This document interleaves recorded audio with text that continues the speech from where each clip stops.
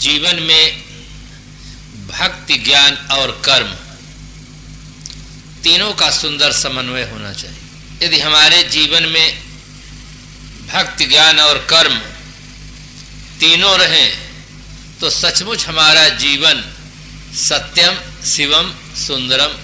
कभी कभी लोग कुछ एकांगी बात कर जाते हैं, कुछ लोग केवल भक्ति पर बल देते हैं, कुछ लोग केवल ज्ञान पर बल देते हैं, कुछ लोग केवल कर्म पर बल देते हैं। ठीक से सोचा जाए तो जीवन में तीनों की महती आवश्यकता है। भक्ति के लिए सबसे पहले भाव की जरूरत है। भाव के बिना भक्ति नहीं होती। आज हम देखते हैं संसार में अनेक संप्रदाय हैं, अनेक गुरुजन हैं, अनेक मान ग्रंथ हैं। जो व्यक्ति जिस परंपरा में है, जिस मत मजहब में है, उसके अनुसार वे उपासना करते हैं, भक्ति करते हैं। किंतु जिनकी उपासना करने से व्यक्ति को वस्तु स्थिति का यथार्थ बोध होता है, उनकी उपासना नहीं करते। उपासना जगत में या तो लोग पूर्व में हुए महापुरुषों की प्रतिमा बनाकर अपना श्रद्धा सुमन समर्पित करते हैं। ऐसे लोगों की उपासना के जगत में बहुमत मिला। तमाम देशों में ऐसे लोग उपासना कर रहे हैं जो पूर्व में हुए महापुरुषों की प्रतिमा बनाकर अपना श्रद्धा सुमन समर्पित करते हैं। कुछ लोग और आगे बढ़ते हैं, एक निर्गुण निराकार परमात्मा मानकर उसकी मानसिक उपासना करते हैं। इन्हीं दो उपासना को सगुण और निर्गुण उपासना कहते हैं। किंतु उपासना का अर्थ होता है उपधन आसना उपासना। उप माने समीप, आसना माने बैठना, समीप बैठना। किसके समीप बैठना? जिसका अस्तित्व हो उसके समीप बैठना उपासना है। अस्तित्व किसका है? स्वसत्ता का अस्तित्व है, आत्मसत्ता का अस्तित्व है, उसके समीप बैठना उपासना है। ये उपासना का सही अर्थ है। किंतु प्रायः लोगों में अनेक तरह का भ्रम है, अंधविश्वास है। वे सगुण उपासना मान लेते हैं, पूर्व में हुए महापुरुषों की प्रतिमा बनाकर पूजना, इसको लोग सगुण उपासना मानते। और गहराई से ठीक से चिंतन किया जाए तो सगुण का अर्थ होता है गुण सहित। मूर्ति में कौन गुण है? न देखने का है, न सुनने का है, न बोलने का है, न करने का है। वहां कुछ गुण ही नहीं है। किंतु एक परंपरा चली आ रही है, उस परंपरा से लोग लगते हैं। किंतु सभी लोग उस परंपरा से नहीं लगते हैं। एक इस्लामी है, वो कभी मूर्ति पूजा नहीं कर सकता। और भी दुनिया में अनेक संप्रदाय के लोग हैं, वे उस ढंग से उपासना नहीं करते। उपासना सदगुरु कबीर साहब के विचारों के अनुसार ते साहेब के लागव साथा दुई दुख मेट के हो सना था। जो कबीर साहब के साहित्य से परिचित नहीं है, ऐसे लोग ही कहते हैं कबीर निर्गुण उपासक है, निर्गुण ईश्वर को मानते हैं। वास्तव में कबीर साहब सगुण साकार चेतन मूर्ति सदगुरु और संतों की उपासना पर बल देते हैं। तभी वे कह बैठते हैं कि भक्ति न जाने भगत कहावे, तज अमृत बिस्कैलिन सारा। भक्ति के वास्तविक स्वरूप को नहीं जानते हैं कि हमें किसकी भक्ति करना चाहिए, क्यों करना चाहिए, कैसे करना चाहिए, भक्ति करने से क्या लाभ होता है, न भक्ति करने से क्या हानि होती है। इस पर सम्यक चिंतन लोग नहीं करते। एक परंपरा है, उसी के आधार पर लोग चलते जाते हैं। सदगुरु कबीर साहब न सगुण ईश्वर को मानते हैं, न निर्गुण ईश्वर को मानते हैं। सदगुरु कबीर साहब शुद्ध अध्यात्मवादी हैं, आत्मवादी हैं। आत्म ज्ञान बिना नर भटके कहते हैं, आत्म मार पसाड़े पूजा कहते हैं। आत्म तत्व जो शरीर में चेतन तत्व विराजमान है, उस तत्व को मानने वाले सदगुरु कबीर साहब। सदगुरु कबीर साहब के सिद्धांत में गुरु की उपासना और संतों की उपासना मान्य है। ये प्रत्यक्ष इष्ट हैं। प्रत्यक्ष इष्ट संत गुरुमान मान महात्म भरम भुलान। हमें उपासना करना हो, भक्ति करना हो, तो सदगुरु और संतों की भक्ति का क्षेत्र, उपासना का क्षेत्र बहुत विशाल है। इसे संकुचित अर्थ में नहीं लेना चाहिए। माता पिता की जो भक्ति करते हैं वो मातृ पितृ भक्त हैं, जो देश की भक्ति करते हैं वे देश भक्त हैं, जो सदगुरु संतों की भक्ति करते हैं वे उनके भक्त हैं। भक्ति का क्षेत्र बहुत विशाल है। भक्ति परक ग्रंथों में लिखा गया, पूज्येषु अनुरागो भक्ति ही, पूज्य में अनुराग होना, आज्ञा पालन करना, सेवा करना, इसका नाम। तो इस प्रकार से भक्ति का क्षेत्र बहुत विशाल है। हमें सद्गुरु और संतों की भक्ति करना चाहिए, जिनकी भक्ति करने से हमें ज्ञान रूपी धन मिलता है। भौतिक पदार्थों का उपयोग और महत्व तो लोग समझते हैं, किंतु प्रश्न उठा देते कि महाराज ज्ञान का क्या महत्व है। जैसे भौतिक पदार्थों से निर्वाह में सुविधा मिलती है, ज्ञान से मनुष्य को निर्विकार जीवन, निर्मल जीवन, पवित्र जीवन जीने का सौभाग्य प्राप्त होता है। आदमी के पास करोड़ों की संपदा हो, अरबों की संपदा हो, किंतु वस्तु स्थिति का बोध न हो तो आदमी का जीवन शुद्ध नहीं हो सकता है, पवित्र नहीं हो सकता है। आज आप देखते कितने आदमी बहुत धनवान है, बहुत पैसा है, किंतु न उनका खाना सही है, न पीना सही है, न जीना सही है।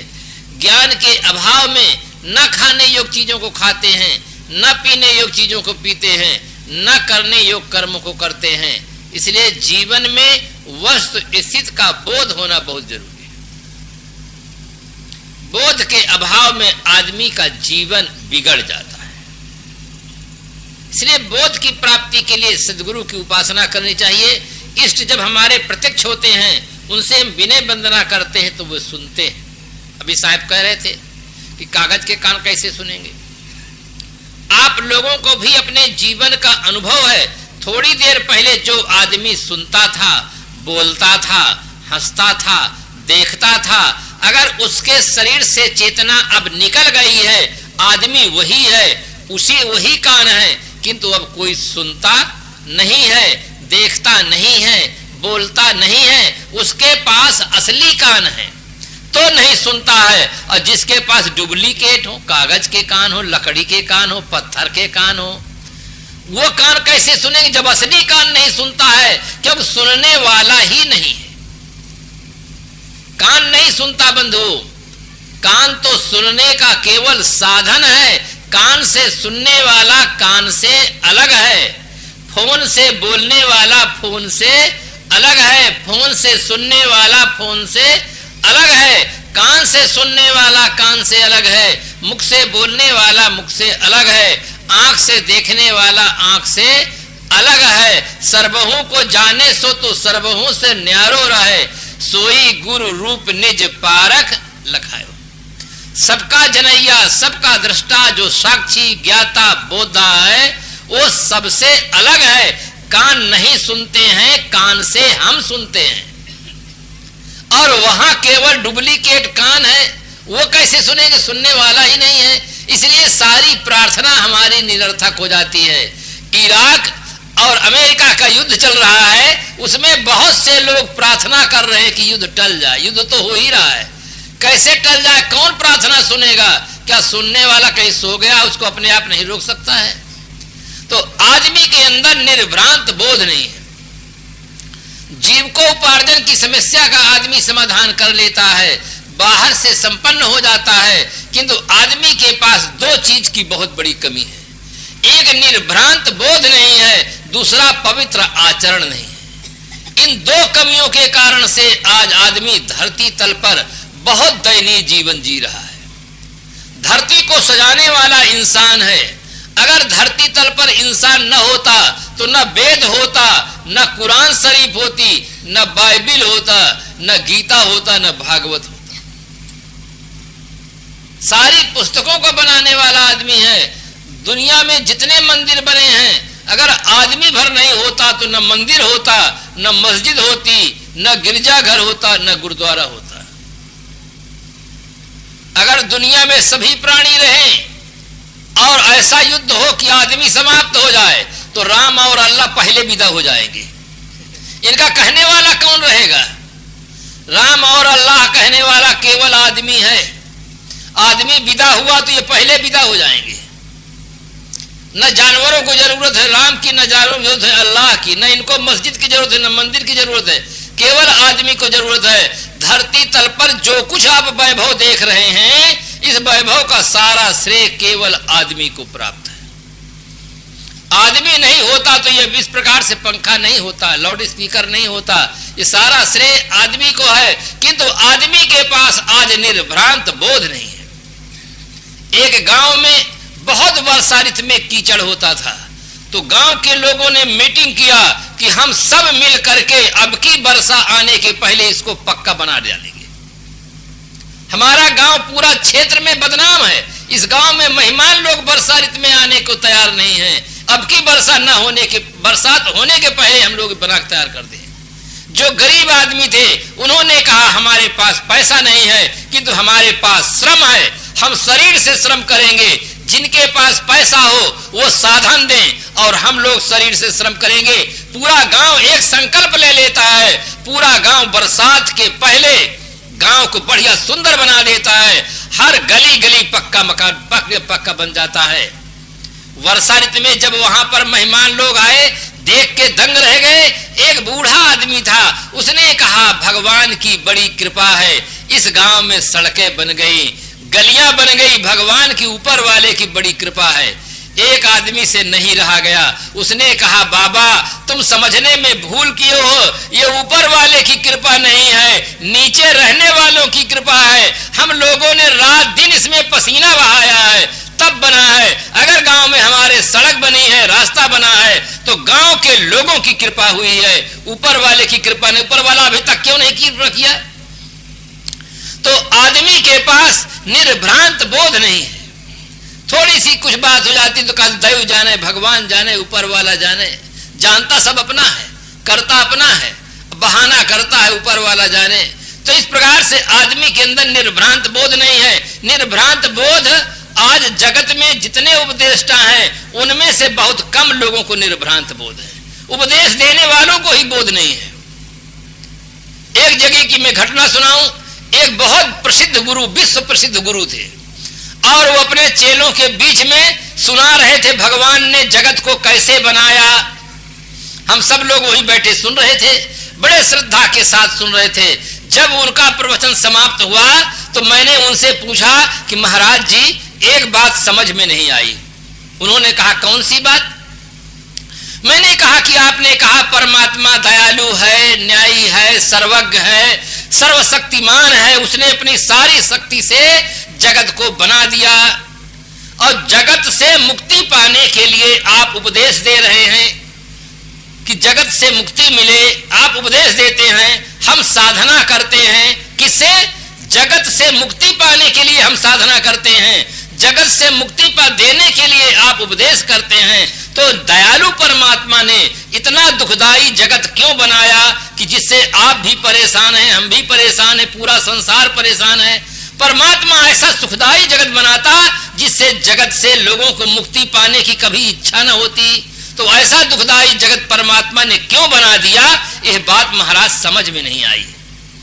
जब 2-3 बार मैं प्रश्नों को दोहराया अच्छी तरह से कि परमात्मा ने दुखदाई जगत क्यों बनाया, जिससे आपको उपदेश देने की जरूरत पड़ी और हमको साधना करने की जरूरत पड़ी, तो मेरे प्रश्न को सुन करके वे आंख बंद करके ध्यान में बैठ गए।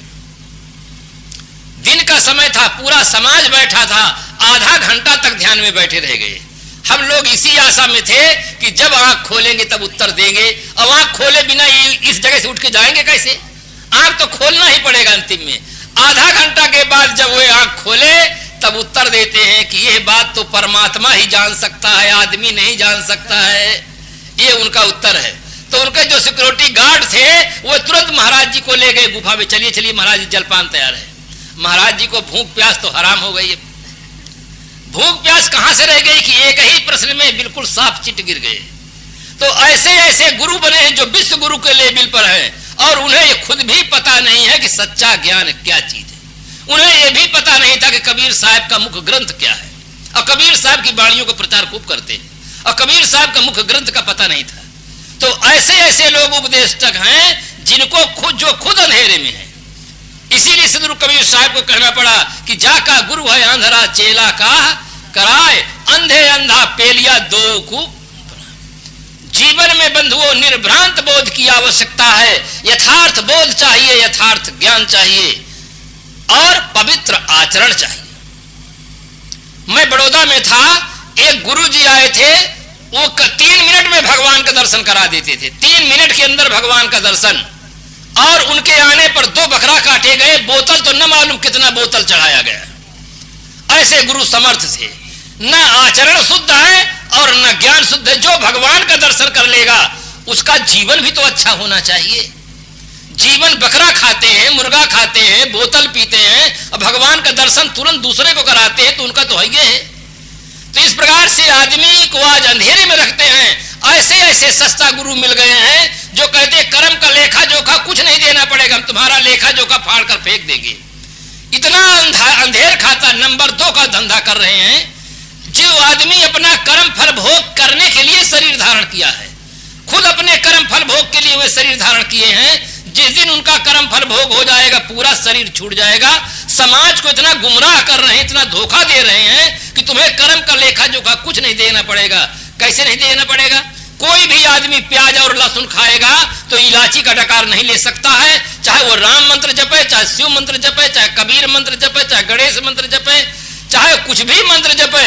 जो खाएगा वही डकार आएगी, जो बोएगा वही काटेगा।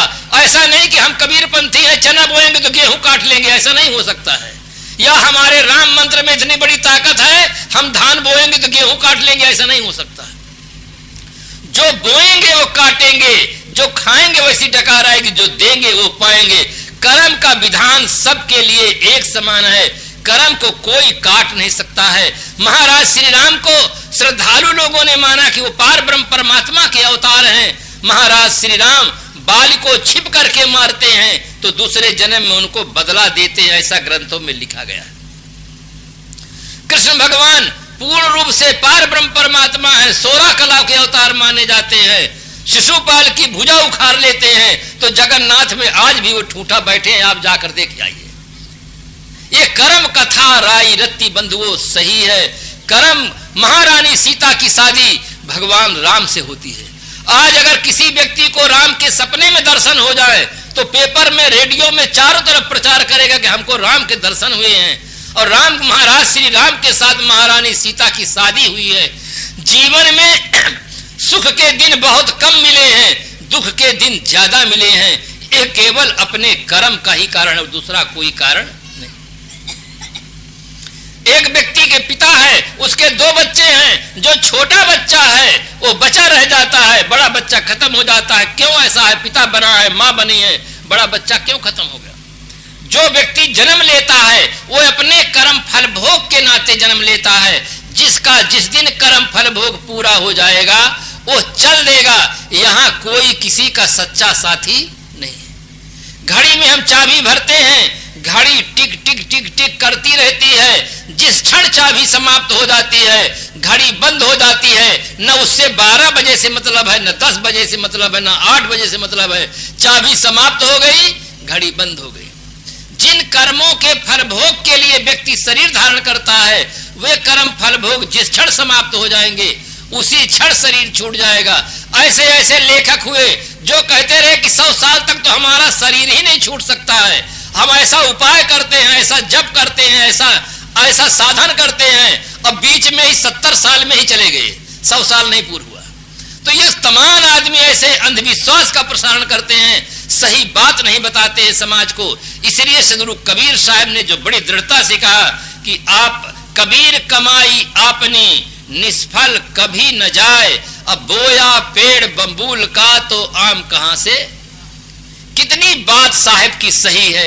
एक हर आदमी समझ सकता है, अपढ़ आदमी भी समझ सकता है कि अगर हम बम्बूल का पेड़ लगाएं, यूरिया खाद डालें, गंगा जल से सींचे, नर्मदा जल से सींचे तो सीजन में कभी आम लगने वाला नहीं। हम दूसरे आदमी को दुख देंगे फिर चाहेंगे हमको सुख मिले, कैसे मिलेगा? दुख देंगे दुख पाएंगे, सुख देंगे सुख पाएंगे। गली गली रईसा गुहरावे, जैसा करे सो तैसा पावे, सांझे दे सकारे पावे, पूत भतार के आगे आवे। कर्म का था राय रत्ती बिल्कुल सही है। इसलिए हर आदमी को दो चीजों को ठीक करने के लिए बहुत बड़ा प्रयास करना चाहिए, निर्भ्रांत बोध और पवित्र आचरण। और दो लक्षण जहां मिले वहीं गुरु का चुनाव करना चाहिए। जैसे तैसे व्यक्ति को गुरु नहीं बना लेना चाहिए कि न उसका आचरण ठीक हो न उसका ज्ञान ठीक हो। तो आपको क्या बताएंगे? मैं बिहार में गया तो वहां बिहार में पंडितों को झा कहते हैं। झा जी जब जाते हैं वहां भागवत की कथा सुनाते हैं, और जिसके यहाँ भागवत की कथा सुनाते हैं उसके यहाँ सायंकाल बकरा मांगते हैं, बकरा खाने को चाहिए, मछली खाने को चाहिए। भागवत की तुम चाहे जितने लच्छेदार भाषण देकर समझा दो, और तुम्हारा खाना नहीं ठीक है, जीना नहीं ठीक है, तो तुम्हारा जीवन किस मतलब का है? इसलिए जीवन में गुरु करो जानकर, पानी पियो छानकर। जब पानी पीने के लिए हम हंडी में खरीदते हैं, उसको ठोकते हैं, बजाते हैं, परख करते हैं। हमारे सामने भोजन आता है, उसको परख करते हैं कि ये खाने योग्य है कि नहीं खाने योग्य है, बासी है, सड़ा है, कुखाद्य है। तब जिन्हें गुरु करते हैं उनको भी तो कुछ परख करो। गुरु में अंदर आत्मज्ञान है कि नहीं है, पवित्र जीवन है कि नहीं है। ऐसे लोगों को लोग गुरु बना लेते हैं, कहते महाराज ये हमारे गुरु बहुत अनुकूल है। कहे क्यों? कहा ये गांजा पीते हैं और हम भी पिएंगे, और अगर दूसरे को गुरु बना लेंगे तो कहेंगे गांजा पीना आज से बंद। ये तो महाराज हमारे बस की बाहर की बात है। एक ऐसे गुरु हमें चाहिए जो कुछ न मना करें, हम जो चाहे वो खाएं, जो चाहे पिए, जो चाहे करें, ऐसे गुरु हमें चाहिए।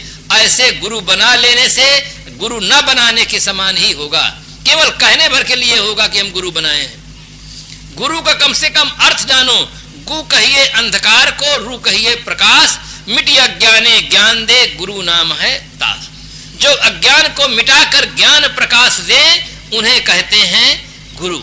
ऐसे सदगुरु की हमें उपासना करनी चाहिए, जिससे हमें निर्भ्रांत बोध हो, पवित्र आचरण हो। लोग कहते महाराज हम कौन सा मंत्र जाप करें? मैं बचपन में इधर जब आ गया था भेष में, 1 साल करीब बीता था, एक आर्य समाजी महाशय जी मिले और कहने लगे साहब आप सुबह शाम संध्या उपासना करें और बहुत फल होगा। मैंने कहा क्या फल होगा? तो हंसने लगे। मैं उनसे मजाक में कहा, मैंने कहा देखो हम संध्या उपासना नहीं करते और हम तमाकू नहीं खाते हैं, आप तीनों टाइम संध्या उपासना करते हैं वैदिक रीत के अनुसार, अब आपका तमाकू नहीं छूटता है, तो तुम्हारा मंत्र सच्चा है कि हमारा मंत्र सच्चा है? तो मेरी बात को सुनकर वो इतना हंसे, कहे आपसे बात करने का मन कहता है किंतु आप हमारी बात को हवा में उड़ा देते, तुरंत काट देते हैं। हम कहा किसका मंत्र सच्चा है? आप मंत्र जपते हुए, संध्योपासन करते हुए तमाकू आपकी नहीं छूटती है, और मंच पर जब बैठते हैं तो तमाकू का बहुत खंडन करते हैं कि तमाकू नहीं खाना चाहिए, और मंच से बाहर हट गए तो तुरंत रगड़ने लग जाते हैं। तो ऐसे ऐसे उपदेशक लोग पाए जाते हैं जिनका ज्ञान और आचरण दोनों ठीक नहीं है, इसलिए आदर्श नहीं पड़ता। अगर एक बीड़ी पीने वाला व्यक्ति अगर ये उपदेश करे कि बीड़ी पीने से स्वास्थ्य की हानि होती है, तो उसके उपदेश को लोग मानेंगे। इसलिए आवश्यक है कि जिन्हें हम सदगुरु बनाते हैं उनका ज्ञान भी पक्ष अच्छा हो, आचरण का पक्ष अच्छा हो। और आदमी में अगर ये दोनों पक्ष अच्छे हो जाएं तो धरती तल पर सबसे ज्यादा सुखी जीवन जीने की संभावना अगर किसी प्राणी को है तो आदमी है। आदमी बहुत सुखी जीवन जी सकता है। इसीलिए एक दार्शनिक ने परिभाषा दी कि हंसने वाले प्राणी को आदमी कहते हैं। पूरे संसार में आदमी एक ऐसा प्राणी है जो हंसता है, और कोई प्राणी को हंसने का सौभाग्य नहीं प्राप्त है। आप जानवरों को देख लीजिए, पक्षियों को देख लीजिए, उनके बाल बच्चों को पास में रख दीजिए, खाने के लिए घास दे दीजिए, कभी वो खिलखिलाकर हंस नहीं सकते कि आज बहुत सुंदर व्यवस्था है। हंसने का सौभाग्य धरती तल पर मिला है तो केवल आदमी को मिला है। और आज देखा यह जा रहा है कि आदमी के जीवन में दोनों चीज की कमी हो जाने के कारण से, एक ज्ञान सही नहीं है और आचरण सही नहीं है, तो धरती तल पर सबसे ज्यादा रोने वाला अगर कोई प्राणी है तो आदमी है। जहां देखो वहीं आदमी रो रहा है।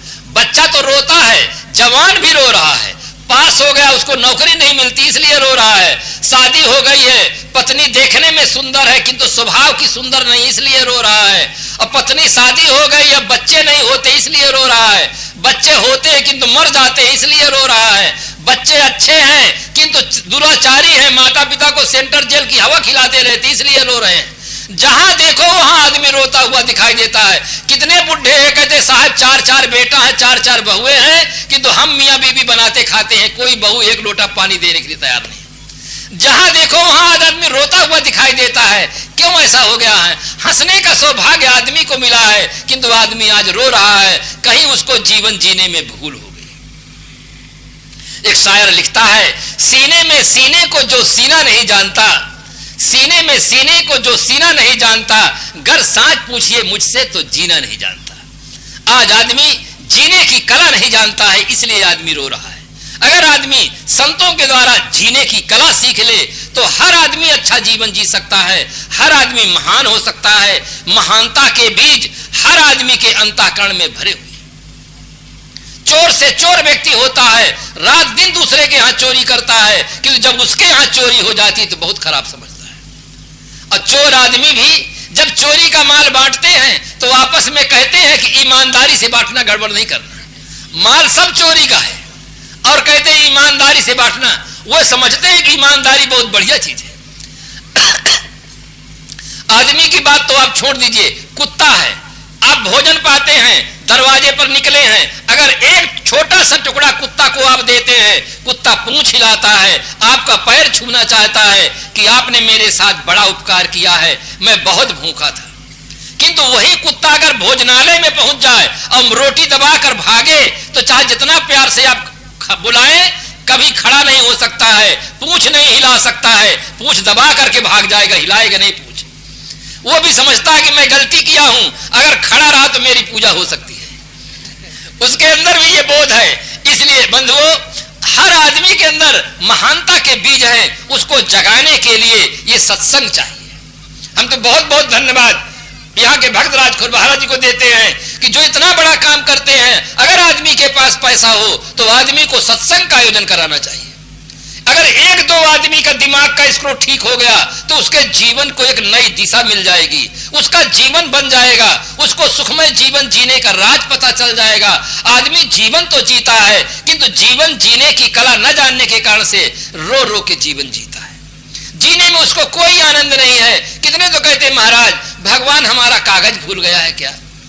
अगर भगवान मौत भी हमको नहीं पूछती है, इसका मतलब घर के भी लोग नहीं पूछते हैं, ऊपर वाला भी नहीं पूछता। महाराज अगर छूट जाता शरीर तो अच्छा होता है। जिस जीवन की इतनी बड़ी प्रशंसा की जाती है, मैं तो कहता हूं जिस शरीर में आप बैठे हैं, अगर जीवन के अंतिम अवस्था में भी अगर कोई संत मिल जाए, बोधवान गुरु मिल जाए, अब आपका दिमाग बिल्कुल ठीक कर दे तो आपका कल्याण हो सकता है। 50 साल से आपका किसी से प्रेम बना हो और एक क्षण व्यवहार गलत हो जाए तो 50 साल का प्रेम कपूर की तरह उड़ जाता है। इसी प्रकार से अबोध अवस्था में जो संस्कार होते हैं, जो गलत मान्यताएं होती हैं, अगर आदमी को कोई सदगुरु मिल जाए, संत मिल सकती है। इसीलिए जीवन में सदगुरु की उपासना की बहुत बड़ी जरूरत है। उपासना में बहुत बड़ी शक्ति है। जैसे आप पहले खेत को आप अच्छी तरह से बना लेते हैं, तब खेत में आप बीज डालते हैं। खेत को आप न बनाए, बीज डाल दे तो बहुत ज्यादा फसल नहीं हो सकती है। इसी प्रकार से जब आदमी के अंदर भाव होता है, श्रद्धा होती है, उस समय अगर आदमी को उपदेश मिल जाता है तो आदमी का वो उपदेश काम कर जाता है। इसलिए जीवन में श्रद्धा और भाव की बहुत बड़ी जरूरत है। श्रद्धा और भाव रखें। सबसे पहले हमारे ऋषियों ने मातृदेवो भव कहा, माँ के प्रति भाव रखें, पिता के प्रति भाव रखें, आचार्य के प्रति भाव रखें और भाव रखें सदगुरु और संतों के प्रति, जहां से हमें यथार्थ शिक्षा मिले, बोध मिले, ज्ञान मिले। जिस ज्ञान को पाकर आदमी अपने जीवन को कृतकृत बना लेता है, सदा सदा के लिए भूल मिट जाती है। जिसके लिए सदगुरु कबीर साहब ने कहा, जो तू चाहे मुझको छाड़ सकल की आस, मुझे ही ऐसा होए रहो सब सुख तेरे पास। वो आत्म सुख व्यक्ति को प्राप्त हो जाता है। व्यक्ति सारी भ्रांतियों से, कल्पनाओं से, दुर्व्यसनों से, दुर्गुणों से मुक्त हो जाता है और उसका जीवन पवित्र हो जाता है। वो व्यक्ति आत्मनिष्ठ जीवन जीने का सौभाग्य प्राप्त कर लेता है। उसका लोक और परलोक दोनों सुंदर हो जाता है। इसलिए जीवन में सदगुरु की भक्ति करें, जिसकी भक्ति करने से प्रत्यक्ष रूप में हमें बोध मिलता है और जीवन सफल होता है। बस इन्हीं शुभकामनाओं के साथ संसार में अगणित प्राणी हैं जिसके कोई भी सरकार गणना नहीं कर सकती है कि इतने प्राणी हैं। असंख्य प्राणधारी, उनमें मनुष्य श्रेष्ठतम है। मनुष्य के लिए मनीषियों ने कहा कि मननाथ मनुष्य, मनन करने वाले प्राणी को मनुष्य कहते हैं। संसार में मनुष्य एक ऐसा प्राणी है जो मनन करता है। विश्व में जो भी साहित्य है उस साहित्य का सृजन करने वाला, मनन करने वाला, चिंतन करने वाला जो प्राणी है, उस प्राणी को आज के इस वैज्ञानिक युग में भी आप देखें कि मनुष्य के अलावा कोई प्राणी किसी पुस्तक की रचना नहीं कर रहा है। हाथी के पास कितना विशालकाय शरीर है, एक शेर के पास कितनी बड़ी शक्ति है, किंतु वे किसी ग्रंथ की रचना नहीं कर सकते। दुनिया में जितने शास्त्र बने हैं सभी शास्त्रों की रचना करने वाला मनुष्य है। सभी शास्त्रों का मनन करने वाला, चिंतन करने वाला, उन पर विश्वास करने वाला, नन और नच करने वाला भी मनुष्य के अलावा न कोई प्राणी किसी ग्रंथ की रचना करता है, न किसी ग्रंथ के संबंध में अपनी समीक्षा पर। ये सौभाग्य मनुष्य को प्राप्त है। मनुष्य के संबंध में विभिन्न दार्शनिकों की अपनी अपनी परिभाषा है। एक दार्शनिक परिभाषा देता है कि बाह्य उपकरणों से काम लेने वाले प्राणी को मनुष्य कहते। आदमी ईंटा, चूना, सीमेंट, लोहा, पत्थर, लकड़ी को लेकर एक बहुत सुंदर मकान बना देता है। बाहरी उपकरणों को लेकर आदमी देखो कितनी सुंदर घड़ी बना देता है, रेडियो बना देता है, टेलीविजन बना देता है। ये सब उपकरण हैं, किंतु इन अलग अलग उपकरणों को लेकर मनुष्य एक वस्तु बना देता है। तीसरा दार्शनिक बड़ा विचित्र है।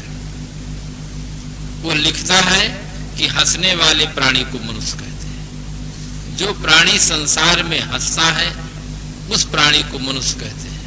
मनुष्य के अलावा कोई प्राणी हंसता ही नहीं है। चौथा दार्शनिक कहता है बुद्धिजीवी प्राणी को मनुष्य कहते हैं। बुद्धि विशेष से काम लेने वाला जो प्राणी है उस प्राणी को मनुष्य कहते हैं। हाथी के पास विशालकाय शरीर है, किंतु मनुष्य के पास बौद्धिक क्षमता है, तो आदमी हाथी के ऊपर बैठ करके धच्चे धच्चे करके उसको ले जाता है। हाथी को उठ कहो तो उठना पड़ता है, बैठ कहो तो बैठना पड़ता है। मनुष्य के पास जो बौद्धिक क्षमता है, इसी क्षमता के आधार पर मानव आज आश्चर्यजनक विकास किया है। चंद्रलोक की यात्रा किया है, मंगल ग्रह में जाने की उड़ानें भर रहा है, रेडियो और टेलीविजन वीडियो का आविष्कार किया है, भव्य भवनों का निर्माण किया है, कल कारखानों का निर्माण किया है, जीवन उपयोगी तमाम चीजों का आदमी ने आविष्कार किया। पांचवा दार्शनिक लिखता है जो चरित्रवान प्राणी है उस प्राणी को मनुष्य कहते हैं। मनुष्य एक ऐसा प्राणी है जो अपनी मानसिक स्थिति को निर्मल बनाकर पवित्र आचरण से जीवन जीने में सक्षम है। मनुष्य के अलावा कोई प्राणी अपनी मानसिक स्थिति को निर्मल नहीं बना सकता है, क्योंकि उसके पास बौद्धिक क्षमता नहीं है कि वह आत्मा अनात्मा का बोध प्राप्त करे और अपने मन को निर्मल बना सके। शारीरिक सुंदरता में तो पशु आगे हैं, पक्षी आगे हैं, किंतु मानसिक सुंदरता में मनुष्य श्रेष्ठतम प्राणी है। मनुष्य एक ऐसा प्राणी है जो सत्संग के माध्यम से बोध प्राप्त करके मन पर नियंत्रण करके अपने जीवन को सुंदर बना सकता है। इसलिए जिस दार्शनिक ने यह परिभाषा दी कि चरित्रवान प्राणी को मनुष्य कहते हैं, उस दार्शनिक का दृष्टिकोण बहुत विशाल है। अंग्रेजी में एक प्रसिद्ध कहावत है, if wealth is last nothing is last, if health is last something is last, but character is last everything is last. आदमी धन खोता है तो कुछ नहीं खोता है, स्वास्थ्य खोता है तो कुछ खोता है। क्योंकि स्वास्थ्य खो जाने पर न आदमी भौतिक विकास कर सकता है न आध्यात्मिक विकास कर सकता है। अस्वस्थ आदमी किसी भी दिशा में कोई प्रगति का कार्य नहीं कर सकता है। इसलिए स्वास्थ्य खोता है तो कुछ खोता है। आगे कवि लिख बैठता है कि but if character is lost everything is lost. यदि आदमी चरित्र खोता है तो सब कुछ। इतिहास के पृष्ठों को पलटे देखें, उससे हम सीख ले। बड़े बड़े युद्ध जो लड़े गए वो किसके कारण से लड़े गए? एक कवि ने बहुत सुंदर लिखा, महाभारत लंका कांड याही हेतु हो गए, याही हेतु आल्हा खंड भय घन घोर जो, याही हेतु परम पुनीत पूज मारे गए, केते केते तालुके रियासते बिकान जो, केते केते नारिन के सब दुर्गत भई, केते केते व्यभिचारी रोते न सुरान जो, केते केते बानाधारी फांसी मां चढ़ गए, केते केते भोग हेतु बड़े हलुकान। ये चरित्र खो जाने पर ही सारा प्रपंच खड़ा हो। चरित्र खो जाने पर ही आज देखो आदमी से भयभीत हो। हमारे घर की, परिवार की, समाज की, राष्ट्र की सबसे प्रमुख समस्या यही है। यदि आदमी का चरित्र बल अच्छा हो जाए तो हर समस्या का समाधान अपने आप निकले। चरित्र गिर जाने पर ही सत्संग में आ जाते हैं। अगर अपन जूता चप्पल को ध्यान न दे तो यहाँ भी इतने सज्जन लोग आ जाते हैं कि पुराने छोड़ जाते हैं, नए पहन जाते हैं। वो कहते हैं कि यहाँ तो हमें दुकान में जाने की कोई जरूरत नहीं है, केवल सत्संग में पहुंच जाए, बस पुराने रख दे, नए पहन के चले आए। पैसा देने की क्या जरूरत है? दुकानदार के यहाँ जाने की क्या जरूरत है? चरित्र आदमी का खो गया है तो आज देखो चारों तरफ समस्याएं हैं। इस वैज्ञानिक युग में जहां आदमी बहुत भौतिक विकास किया है, आज वहां भी नारियों के साथ सामूहिक बलात्कार होता है। एक समय ऐसा था कि लिखा गया, यत्र नार्यस्तु पूजन्ते रमन्ते तत्र देवता। जहां नारियों की पूजा होती है वहां देवता निवास करते हैं। ऐसा उस जमाने में अनुभव किया महापुरुषों ने और लिखा। किंतु आज इस प्रगति के युग में क्या हो रहा है?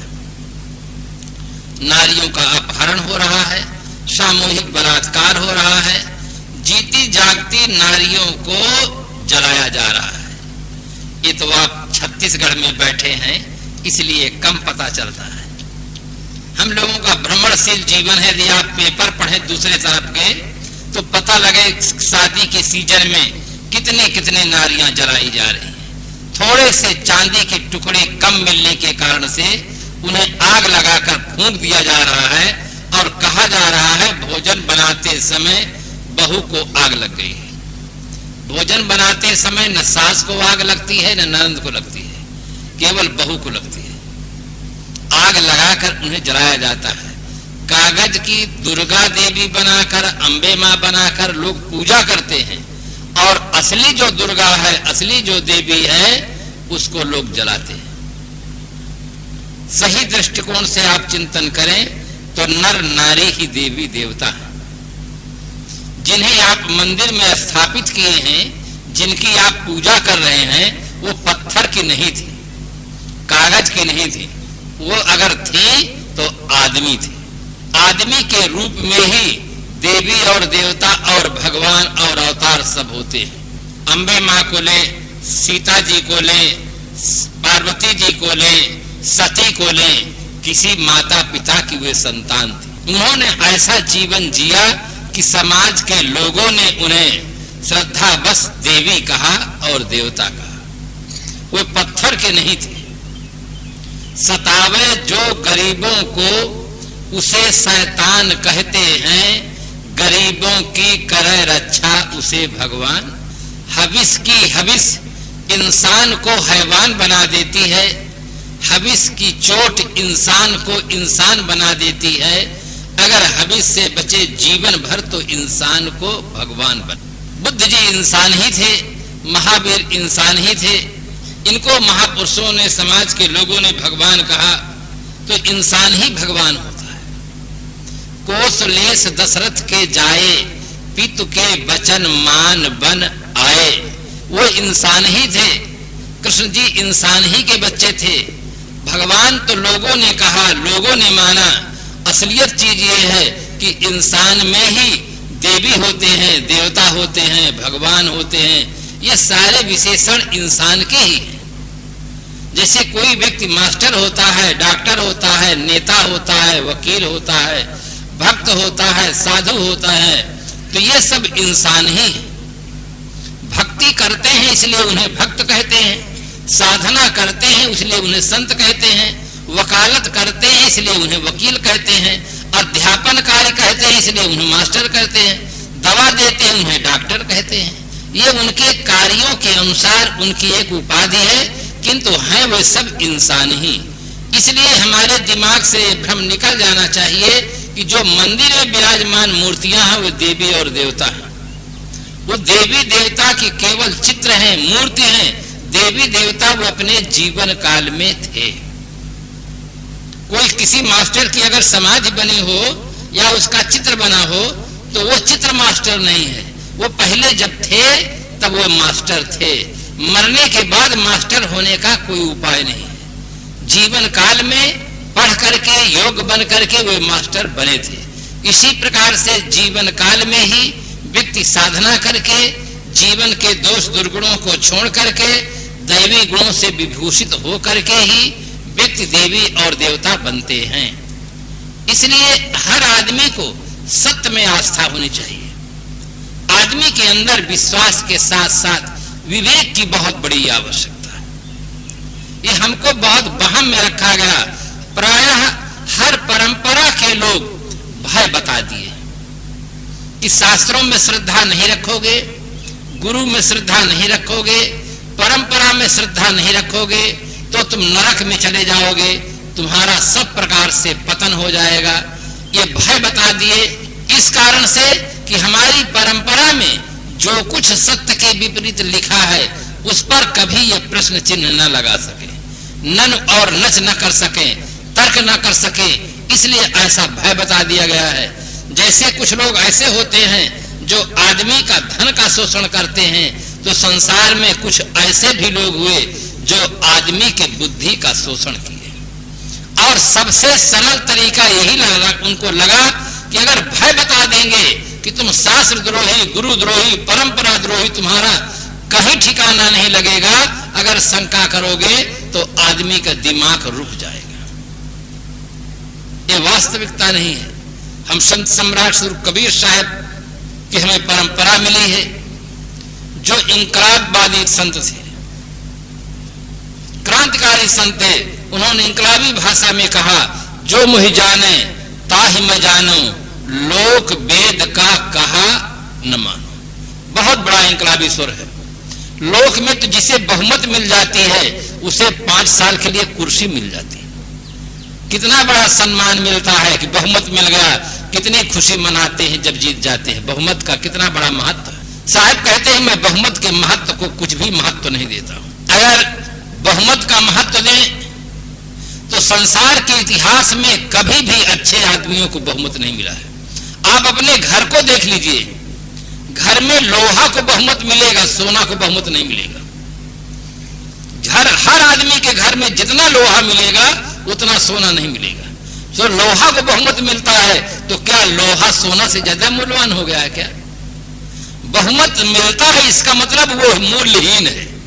मूल्यवान चीजों को बहुमत कभी भी नहीं मिलता है।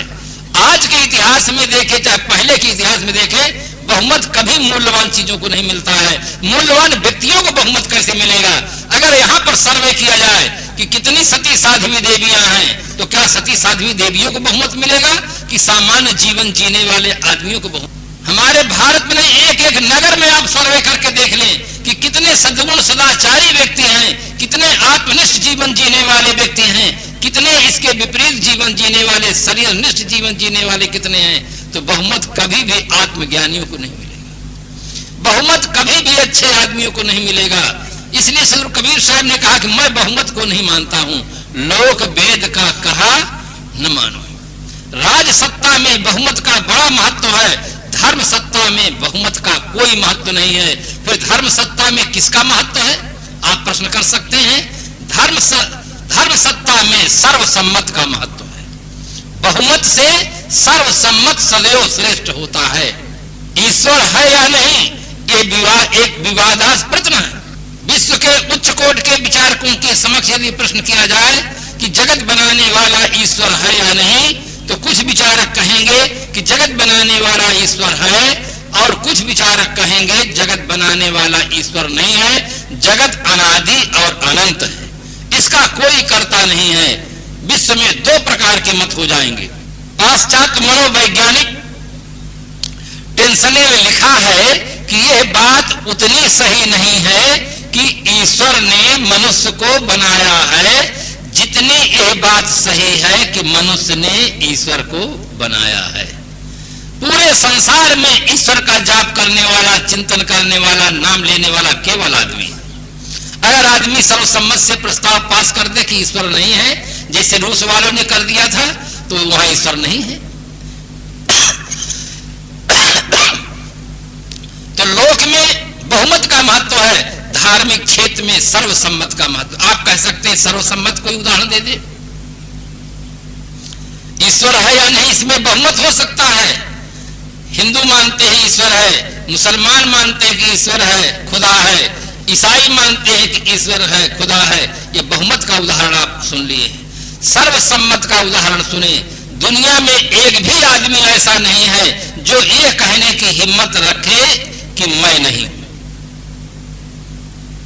सब पर संदेह हो सकता है, किंतु मैं सत्ता पर कभी भी कोई व्यक्ति संदेह नहीं कर सकता है। सर्वसम्मत है कि मैं हूं। ईश्वर है या नहीं, इसमें प्रश्न हो सकता है, संदेह हो सकता है, किंतु मैं हूं या नहीं, इस पर कभी भी संदेह नहीं हो सकता है। किसी व्यक्ति को संदेह नहीं हो सकता है कि मैं नहीं हूं। सर्वसम्मत है कि मैं हूं, ये सर्वसम्मत। इसलिए बहुमत से सर्वसम्मत श्रेष्ठ होता है।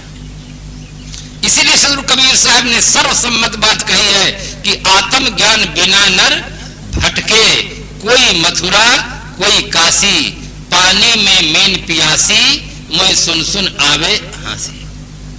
केवल तथाकथित धार्मिक लोग मथुरा और काशी में भटक रहे हो, ऐसी बात नहीं है। मक्का और मदीना में भी लोग भटक रहे हैं, यरूशलेम में भी भटक रहे हैं। केवल धार्मिक कहलाने वाले भटक रहे हो, ऐसी बात नहीं है।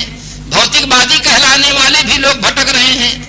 अच्छा से अच्छा भोजन पा करके दुकानों में भटक रहे, कहीं माणिक चंद मिल जाए, राजश्री मिल जाए, झटपट मिल जाए। ये ऊपर का सुंदर सुंदर लप लप कवर है, उसको देखकर लोगों के मन में भ्रम हो जाता है कि इसके अंदर बहुत सुंदर माल भरा होगा, क्योंकि इसका कवर बहुत सुंदर है। आदमी भटक जाता है, भ्रम में पड़ जाता है, ऊपर के चिकनाई देख करके, कवर देखकर भटक जाता है। एक शायर लिखता है, देखकर मत रीझना, देखकर मत रीझना इस बाहर की सफाई पर, बर्क सोने का मढ़ा इस गोबर की मिठाई पर। गोबर की मिठाई पर ये बर्क जमा हुआ है, और इसके कारण तुम देख करके भ्रम में पड़ जाते हो। तो वो भी भौतिकवादी भी भटक रहे हैं। बढ़िया से बढ़िया रसगुल्ला, मेवा, मिष्ठान खा करके जब तक जार तंबाकू नहीं खाते हैं, उनको कोई मजा नहीं है। बढ़िया से बढ़िया पेय पदार्थ पीते हैं, दूध पीते हैं, संतरे का रस पीते हैं, मौसमी का रस पीते हैं, तो जब तक जहर तंबाकू, बीड़ी नहीं पी लेते, सिगरेट नहीं पी लेते, बोतल नहीं पी लेते, उनसे रहाइश नहीं होता। वो भी भटक रहे हैं। वो सुख के लिए भटक रहे हैं और एक परमात्मा के लिए भटक रहे हैं। पूरे संसार में आदमी दो के लिए ही भटक रहा है, एक सुख के लिए, एक परमात्मा के लिए। सुख के लिए लोग स्वतंत्र जीवन छोड़ करके शादी कर लेते हैं कि सुख, हमें सुख मिल जाएगा, और शादी वाले से पूछो, वो कहे महाराज किसी प्रकार से ऐसा उपाय करो, झंझट से हम छुट्टी पा जाए तो अच्छा है। एक उस झंझट में महसूस करके उससे छुट्टी पाना चाहता है, एक उस झंझट में पड़ना चाहता है। सुख के लिए एक शादी करता है, तो एक सुख के लिए साधना करता है, शादी को छोड़ देता है। सुख के लिए एक बोतल को पैसा देकर बोतल खरीद के पीता है, और एक ऐसा आदमी हो पैसा दो तो बोतल छूता ही नहीं, पीने की बात तो बहुत दूर रह गई, वो सदा के लिए बोतल को छोड़ देता है। दोनों आदमी सुख चाहते हैं। तो भौतिकवादी भी भटक रहे हैं संसार में सुख के लिए, और धार्मिक लोग भटक रहे हैं परमात्मा के लिए, भगवान के लिए। वो शादी में रोते हैं, और भक्त लोग भगवान के लिए रोते कि हे भगवान, हम कौन सा पाप किए, हमके दर्शन क्यों नहीं देते हो? मीरा को आप दर्शन दिए, सेवरी को दर्शन दिए, गणका गीत हजामिल को तार दिए, हम जैसे पापी को दर्शन क्यों नहीं देते हैं? वो भगवान के लिए रोते हैं, और वो बच्चों के लिए रोते हैं, पत्नी के लिए रोते हैं, पति के लिए रोते हैं, सब जगह रो रहे हैं लोग। जब तक आदमी को आत्मबोध नहीं मिलेगा तब तक आदमी का रोना बंद नहीं होगा। सदगुरु कबीर साहब करुणा की मूर्ति, संसार की स्थिति को देखे, तब देख करके उन्होंने इसका उपाय बताया कि आत्म ज्ञान बिना नर भटके। अगर आदमी को आत्मज्ञान प्राप्त हो जाए तो आदमी का भटकाव दूर हो सकता है। न परमात्मा के लिए भटकने की जरूरत है, न सुख के लिए बाहर भटकने की जरूरत है। मोको कहाँ ढूंढे बंदे, मैं तो तेरे पास में कहने का तरीका एक है, वास्तव में पास में नहीं। हाँ हजूर ठाड़ कहता हूं, अब तय समर संभार, तुम स्वयं हुजूर हो, स्वामी हो, ऐसा मैं कहता हूं। तो इस प्रकार से अगर आत्मबोध व्यक्ति को प्राप्त हो जाए तो उसका सारा भटकाव दूर हो सकता है। सदगुरु कबीर साहब हमें विवेक की बात देते हैं, विश्वास की बात नहीं। विश्वास की बात बहुत लोग कर रहे थे। सदगुरु कबीर साहब ने कहा, छाड़ो पाखंड मानहु बात, नहीं तो परबहु यम के हाथ, कहाँ कबीर नर किया न खोज, भटक मुआ जस बन के रोज। एक श्रद्धालु भक्त था। वास्तव में श्रद्धा की बहुत जरूरत है। श्रद्धा है तब आपकी धर्म में प्रवृत्ति होती है, और बुद्धि है तो आप सत्य को समझ सकते हैं। श्रद्धा न हो तो आप सत्संग में ही नहीं आ सकते, गुरुजनों के पास में ही नहीं जा सकते हैं, और बुद्धि न हो तो आप आकर के भी सत्य को समझ नहीं सकते। इसलिए जीवन में श्रद्धा और बुद्धि दोनों का समन्वय चाहिए। एक भक्त राज थे, वो पारखी संतों के सत्संगी थे, उन्हें सत्य का बोध हो चुका था, किंतु जो कथाकार थे, तथाकथित पंडित जी थे, वो सबको भरमाने में लगे हुए थे। तो भक्तराज ने सोचा कि इन्हें हम कैसी युक्ति से इनसे बात करें, और इन्हें थोड़ा सा हम एक हल्का सा विवेक का झटका दे, अगर ये जग जाए तो अच्छा है। उन्होंने बड़े विनम्रता से निवेदन किया। वास्तव में बात करने की भी एक कला होती है, बोलने का भी एक ढंग हो। लखन जी महाराज श्री राम को कहने जा रहे हैं, किंतु कितने आदर्श सूचक शब्दों का प्रयोग करते हैं। नाथ दयो कर कौन भरोसा, शोखी सिंधु करे मन रोसा, कादर मन कर एक अधारा, दयो दयो आलसी पुकारा। संबोधन इतना सुंदर देते हैं कि महाराज श्री राम का हृदय ही एकदम भर जाता है। उन्होंने कहा, नाथ हे स्वामी, दैव का क्या भरोसा है। महाराज श्री राम दैववादी थे, और लक्ष्मण जी को यह बात अच्छी नहीं लगी कि हाथ पर हाथ धर के बैठे रहे। हमारे हाथ में धनुष बाण है, आपके हाथ में धनुष बाण है, और जो करे सो दैव करेगा। किंतु अपनी उत्तेजना को संभालते हैं, जोश में नहीं आते हैं, होश में भी हैं। कहते हैं, नाथ दैव का क्या भरोसा है। बात करने की एक कला होनी चाहिए। भक्तों को, संतों से, बच्चों को, पिता से, बहू को, सास से कैसी विनम्रता से बात करनी चाहिए, इन पात्रों के माध्यम से हमें सीख लेनी चाहिए। अगर उनकी बात हमें काटना भी है तो कितनी विनम्रता से, कितनी शिष्टता से बात करनी चाहिए, उदंडता पूर्वक बात नहीं करनी चाहिए।